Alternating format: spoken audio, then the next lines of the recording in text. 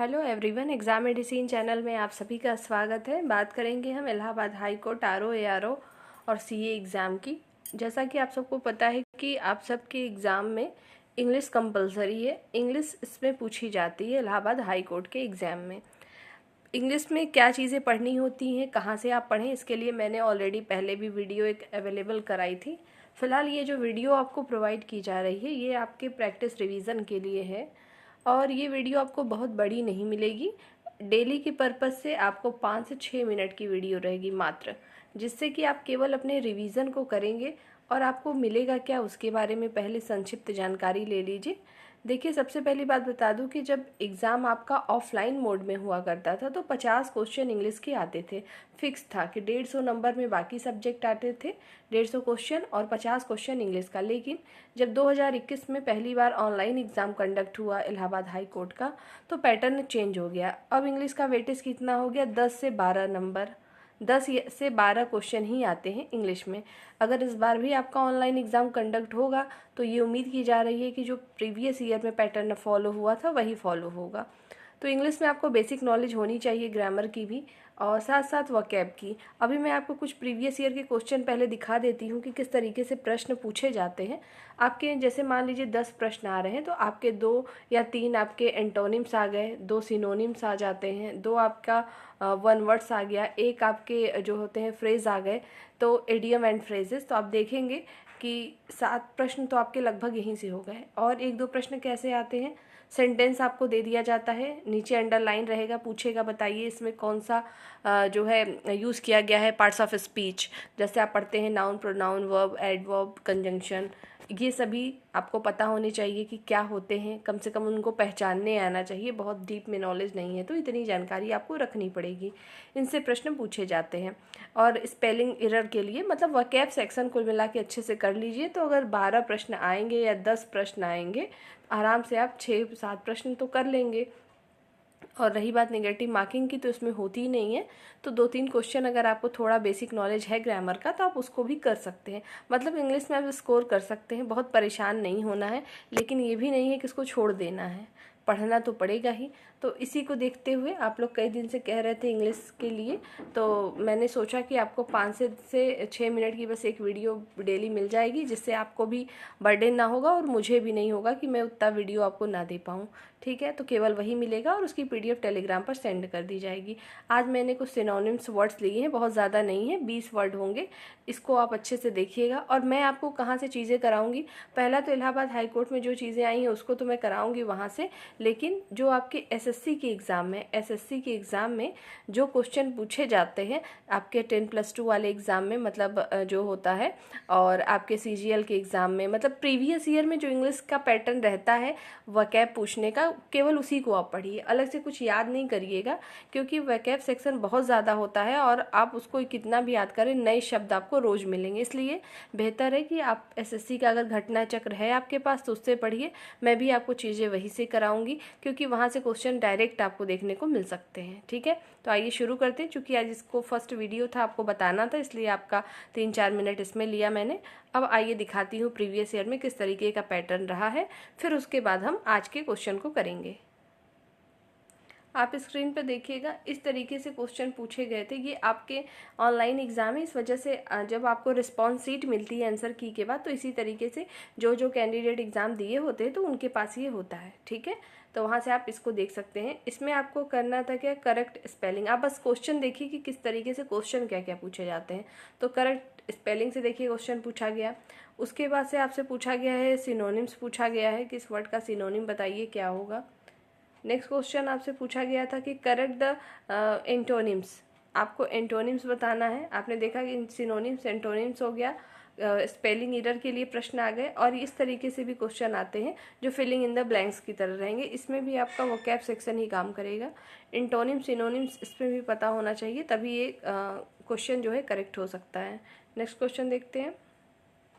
Next दिया हुआ है select the correct meaning of the given idiom from the options. आपको इडियम बताना होता है, इडियम फ्रेज जो होते हैं वहाँ से आपको क्वेश्चन आते हैं। अगले क्वेश्चन को अगर हम देखें, कंप्लीट द जो है एनालॉजी, इसको कंप्लीट करना होता है, मतलब जो रिलेशन इसका इससे है, मतलब ये इसका सिमिलर मीनिंग है, तो यहाँ पे डे ड्रीम का क्या होगा ये आपको बताना होता है।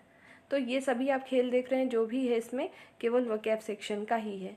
अगले सेंटेंस को देखें तो इसमें आपको एक सेंटेंस दिया गया है, ये यहाँ पर जैसे दिया है कि he is willing yet unable. तो पूछा गया है कि इसमें जो ये अंडरलाइन है येट पर, ये है क्या, आपको पता कंजंक्शन है, वर्ब है, एडवर्ब है। तो ये जो सभी ऑप्शन है आपको पता है कि ये पार्ट्स ऑफ स्पीच है।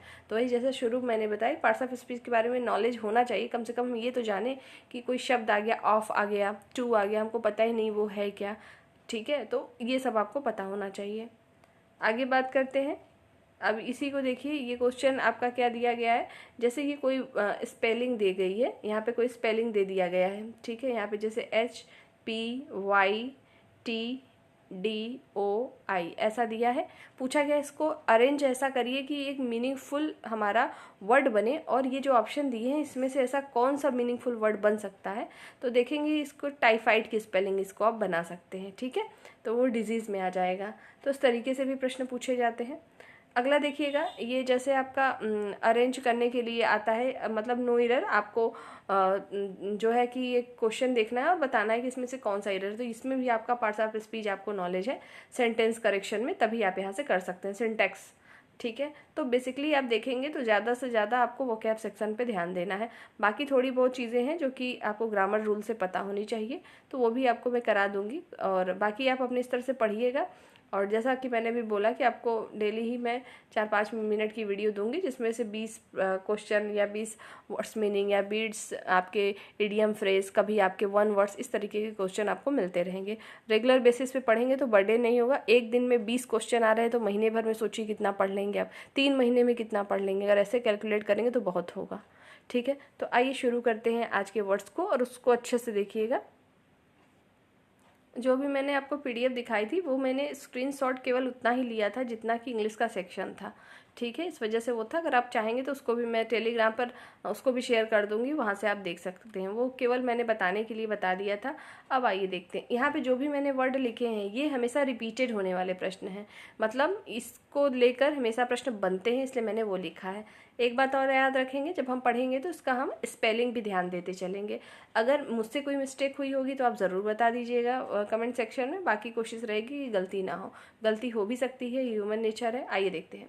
देखिएगा, कांग्रेशन का मतलब क्या होता है, एकत्रीकरण होता है, ठीक है। और इसका सिमिलर मीनिंग हमारा क्या हो जाएगा, तो असेंबली। ऐसा नहीं है कि केवल असेंबली ही इसका सिमिलर मीनिंग है, और भी होते हैं, लेकिन केवल असेंबली ही क्यों लिखा मैंने, क्योंकि जब हमें मिलता है ऑप्शन तो ये ज़रूर वहाँ देखने को मिलेगा, इसलिए। अगला देखेंगे, ब्लिस्टर। ब्लिस्टर मतलब क्या होता है, तो फफोला होता है, जिसको वाउंड कहते हैं, मतलब घाव हो जाते हैं ना, उसी को कहते हैं। अगला है हमारा ब्रिस्क, इसका मतलब फुर्तीला या क्विक। आप ये देखिएगा, जैसे यहाँ पे आप हमने पढ़ा असेंबली, असेंबली की स्पेलिंग याद रखिएगा, जिसमें डबल लेटर आते हैं, ठीक है, IEU, इस टाइप के लेटर जो बहुत रिपीट हो जाते हैं वही आपके स्पेलिंग एरर में दे देता है, ठीक है। जैसे यहाँ पे असेंबली की स्पेलिंग आपको करेक्ट करने को दे दे, ASEM लिख दे, सिर्फ एक S गायब कर दे, तो पता होना चाहिए कि असेंबली की स्पेलिंग क्या होगी। अगला देखेंगे, बिहेवियर। बिहेवियर का क्या होता है, तो आचरण होता है, जिसको आप कह सकते हैं कंडक्ट। एक चीज़ और छोटी सी जान लीजिए, रोज केवल 20 प्रश्न रहेंगे, मतलब 20 क्वेश्चन आपके रहेंगे, तो आप चाहें तो खुद से इसको लिख लिया करिए। लिखने से इसकी स्पेलिंग भी बढ़िया होगी और जो है याद करने में भी आसानी होगा। अपने हैंडराइटिंग में आप चाहें तो लिख लें, ज़रूरी नहीं है कि PDF से ही रटें, आराम से लिख सकते हैं। देखिएगा, बैरन। बैरन का मतलब क्या होता है, बंजर होता है। बंजर क्या होती है, जहाँ पे अनप्रोडक्टिविटी होती है, जहाँ पर कोई चीज़ प्रोडक्ट हमारा उत्पादन ना हो पाए, उसी को हम कहते हैं अनप्रोडक्टिविटी। नेक्स्ट है आपका बेनीवोलेंट। बेनीवोलेंट का मतलब होता है दयालु, जिसको आप हेल्पफुल भी कह सकते हैं। आगे देखेंगे, बार्बरिक। बार्बरिक का मतलब होता है असभ्य, मतलब अनसिविलाइज्ड। अनसिविलाइज्ड पर्सन को क्या कह सकते हैं, बार्बरिक। तो अनसिविलाइज्ड की स्पेलिंग याद रखिएगा कि क्या होता है। आगे देखेंगे, एडोर्न। एडोर्न का मतलब क्या होता है, तो एडोर्न का मतलब होता है सजाना, जिसको आप कह सकते हैं ब्यूटीफाई। अपेयर। अपेयर का मतलब होता है सीम, यानी प्रकट होना, कहते हैं ना अपेयर होना। कहते हैं ना कितने कैंडिडेट एग्जामिनेशन हॉल में अपेयर हुए, मतलब सीन हुए, मतलब आए, उपस्थित हुए, वही इसका मीनिंग है, ठीक है। नेक्स्ट देखेंगे, नेक्स्ट देखेंगे, इसकी स्पेलिंग जरूर याद रखिएगा। क्या है लिखा हुआ, अकाउंटमेंट्स का क्या होता है, इक्विपमेंट्स होता है यानी सज्जा। नेक्स्ट है आपका एंसेस्टर्स, मतलब क्या होता है, पूर्वज, मतलब फोर फादर्स बोलते हैं ना, वही। नेक्स्ट है आपका एवराइज, मतलब होता है ग्रिडी यानी लालची व्यक्ति को कहते हैं एवराइज, AVARICE। नेक्स्ट है आपका एमिकेबल, एमिकेबल का मतलब क्या होता है, फ्रेंडली होता है यानी मित्रवत। एमिकेबल मीन्स होता है फ्रेंडली। जैसे आप क्लास 10th में या उसके पहले जब 8th में पढ़ते थे तो याद करते थे ना, शब्द विलोम याद किया जाता था, वैसे ही आपको रखना पड़ेगा, एक बार सुन लेने से याद नहीं होगा। नेक्स्ट देखेंगे एनगुइज्ड का मतलब होता है सॉरोफुल यानी दुखमय, और बार बार सुनिए, बार बार लिखिए, तब याद होगा। नेक्स्ट है एडमोनिशन, मतलब होता है वार्निंग देना यानी चेतावनी। नेक्स्ट है एट्रोसिटी, एट्रोसिटी का क्या होता है, क्रूरता यानी बारबरिटी हो जाएगा इसका सिमिलर मीनिंग। नेक्स्ट है आपका एडवर्सिटी, देखिएगा यहाँ पर हमने बताया एट्रोसिटी, ATROCITY, जिसका मतलब होता है क्रूरता, और यहाँ पर है एडवर्सिटी, ADVERSITY, तो इसका मतलब यहाँ पर देखिए CITY है और यहाँ पे SITY है, तो दोनों में थोड़ा सा ध्यान दीजिएगा स्पेलिंग का, क्योंकि यही पूछा जाएगा। तो जब एडवर्सिटी है तो उसका मतलब विपत्ति यानी मिसफॉर्च्यून हो जाता है, और एट्रोसिटी है तो उसका मतलब क्या होता है, बारबरिटी यानी क्रूरता होता है। नेक्स्ट है एनिहिलेट, डबल N है यहाँ पे। एनिहिलेट का मतलब होता है डिस्ट्रॉय, जड़ से मिटा देना, किसी को कहते हैं डिस्ट्रॉय करना, ख़त्म कर देना, तो जड़ से मिटाने को ही हम एनिहिलेट कहते हैं। तो ज़्यादा नहीं, मैंने यहाँ पे 20 लगभग दिए हैं वर्ड मीनिंग, इसको अच्छे से याद रखिएगा, रिपीटेड है, इंपॉर्टेंट है, ठीक है। तो इस वीडियो में फ़िलहाल इतना ही, नेक्स्ट वीडियो में जल्द फिर मिलते हैं। जय हिंद।